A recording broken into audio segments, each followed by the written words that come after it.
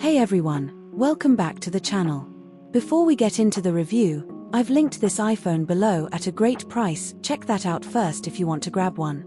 Today we're looking at the iPhone 16e, a renewed premium unit, and it's honestly a really smart pick if you want a newer iPhone without spending flagship money. This phone runs on Apple's newer A18 chip, so even though it's the more affordable model, it still feels fast and smooth for everyday things like texting, browsing, calling, and using your favorite apps. It has a 6.1-inch screen, which is a comfortable everyday size, easy to hold, easy to read, and works great whether you're watching videos or just checking messages. Since it's unlocked, you can use it with basically any carrier you want: AT&T, T-Mobile, Verizon, Cricket, and more. Just put in a SIM card and you're good to go. This is also a renewed premium unit, which generally means it's in better cosmetic condition compared to a standard renewed listing, a nice bonus if you care about how your phone looks, not just how it works.